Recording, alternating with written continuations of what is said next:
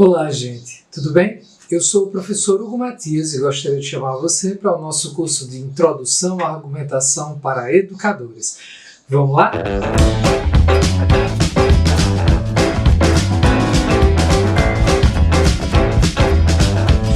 Olá, gente, tudo bem? Estamos aqui para mais uma aula de Introdução à Argumentação para Educadores. Vamos continuar falando sobre alguns problemas de raciocínio e inferência, ok? Vamos lá!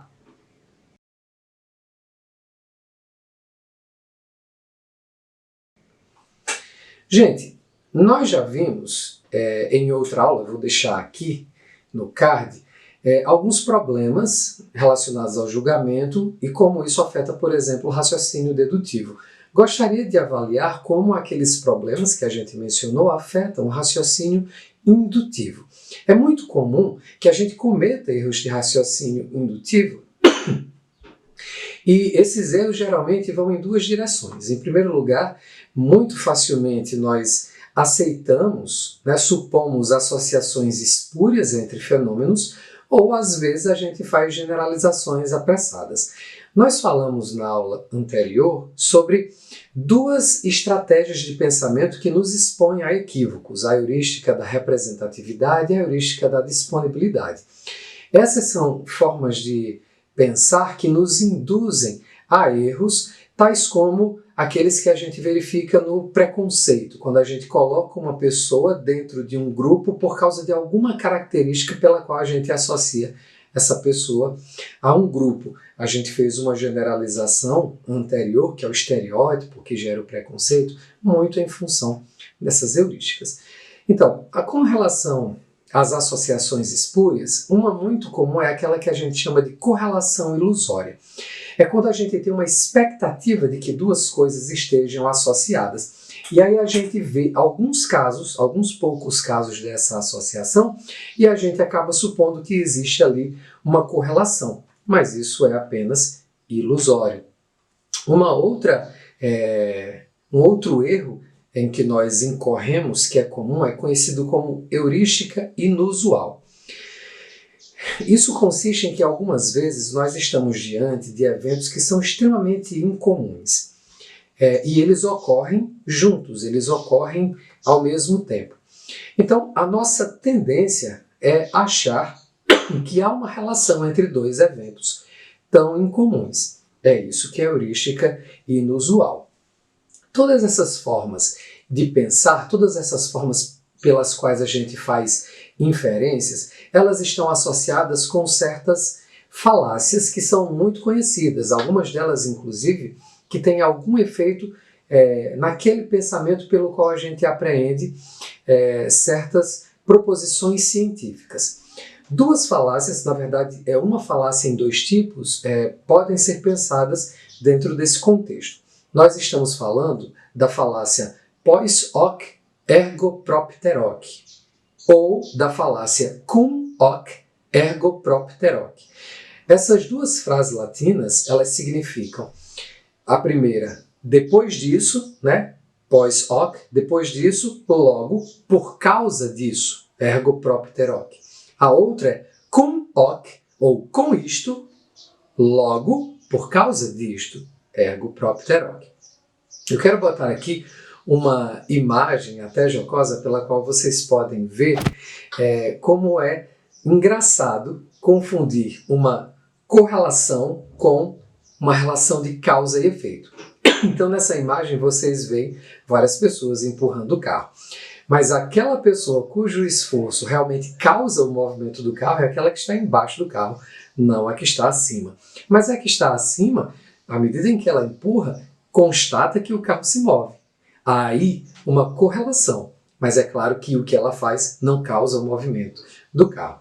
Um outro exemplo, aliás, tem muitos exemplos que você pode verificar disponíveis na internet, são de várias correlações que você pode constatar, ou seja, fenômenos variando juntos e aparentemente da mesma maneira, mas que não tem nenhuma relação entre eles de causa e efeito. Por exemplo, o consumo per capita de margarina nos Estados Unidos, na década de 2000, no ano 2000 até o ano 2009, o consumo diminuiu. E no estado do Maine, nos Estados Unidos, na mesma proporção caiu o número de divórcios. Há uma correlação, mas é claro que a gente não pode supor que uma coisa esteja causando a outra. Uma outra correlação conhecida e engraçada é a seguinte: existe uma correlação entre o total geral, né, de receita em fliperamas nos Estados Unidos.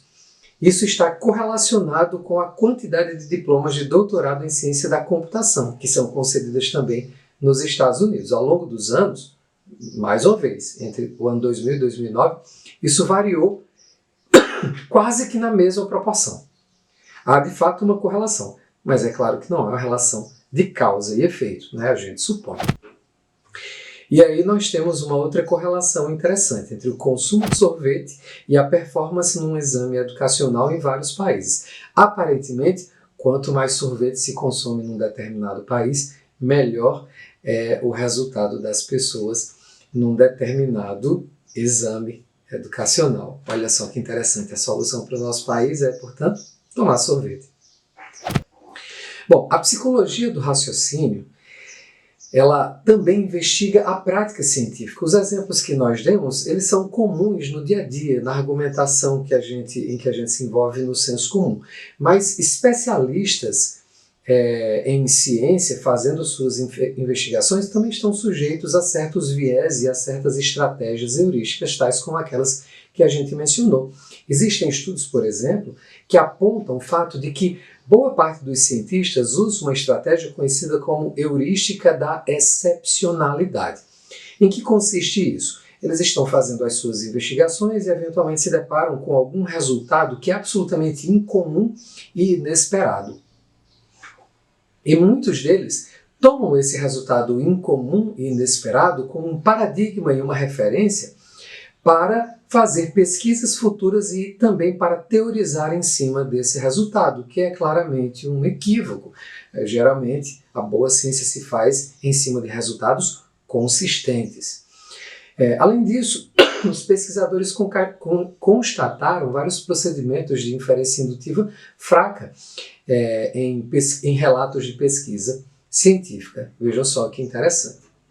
Vejam, além do raciocínio indutivo, a gente precisa também avaliar os problemas de raciocínio que são comuns naquele tipo de raciocínio que é mais comum no nosso dia a dia e nas situações argumentativas em que nos engajamos, que é o raciocínio informal. A gente pode pensar em duas grandes fontes de problema no raciocínio informal, que são os problemas relacionados à relevância de alguma ideia num argumento e os problemas relacionados à ambiguidade de ideias em um argumento. Então a gente tem vários exemplos, uma lista imensa relacionada a cada uma dessas fontes de falácia, como por exemplo a falácia do apelo à ignorância. É aquela falácia em que você diz, olha, ninguém nunca mostrou que não existem fantasmas, então a gente pode crer que existem fantasmas. A falta de dados sobre a existência de fantasmas não é relevante para concluir acerca da verdade da existência de fantasmas. Um outro exemplo relacionado a esses problemas de relevância é a falácia de ignorar a questão. É quando você propõe uma tese e você vai defender essa tese, mas quando você começa a defender essa tese, você se desvia e apresenta um argumento que vai sustentar uma outra tese, não aquela que você propôs, embora possa estar até relacionada e ser parecida, e é nisso que consiste a falácia. Como exemplo, você pode ter alguém, por exemplo, acusando uma pessoa específica de ser racista. E aí a pessoa começa a defender essa acusação que fez, sustentar essa acusação, mas em vez de mostrar como a pessoa se comportou de modo racista, ela começa a falar sobre como o racismo é um problema grande. Embora isso seja importante, não tem relevância para a acusação que ela fez. Com relação às falácias cuja origem é um problema de ambiguidade, nós temos, por exemplo, o equívoco. O equívoco é quando, por exemplo, uma expressão ela tem um significado em uma proposição que compõe um raciocínio e outro significado em outra proposição. Então, pondere o seguinte exemplo. Se eu digo, o fim de alguma coisa é a sua perfeição. Ora, o fim da vida é a morte. Logo, o fim, a morte é a perfeição da vida. Eu usei a mesma palavra fim em dois sentidos diferentes. Primeiro, como objetivo ou propósito. Então, o propósito de uma coisa é a sua perfeição. E depois eu usei a palavra fim com outro sentido, de término, de final, que é o caso da morte para a vida, é o seu final. Então, o equívoco, ele invalida o processo de inferência aí. Nós temos também um outro exemplo de ambiguidade na anfibologia. Um exemplo famoso, ele é também jocoso, o caso do rei Creso, que era rei da Lídia, e era ameaçado pelo rei persa, então ele pensa se vai entrar na guerra ou não. Para isso, ele consulta o oráculo de Delfos e pergunta se deve ir à guerra. O oráculo responde: se o rei Creso declarar guerra contra a Pérsia, destruirá um grande reino.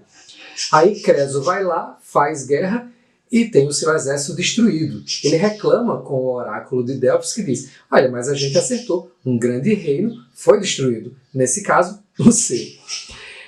Tem algumas outras falácias que é difícil classificar nesses termos, como a falácia do espantalho, que alguns classificam como um problema de pista falsa. A falácia do espantalho é muito comum em discussões no dia a dia, em redes sociais. Você vai criticar a ideia de alguém, mas antes de criticar a ideia de alguém, você expõe essa ideia, só que você expõe uma versão enfraquecida, deturpada dessa ideia, tornando fácil criticá-la depois. Veja, é um tipo de falácia relacionada à relevância, porque a sua versão deturpada da ideia que você vai criticar, na verdade, não tem relevância para o argumento em questão.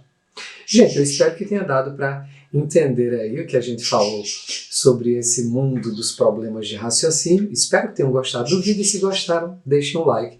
Valeu, até mais.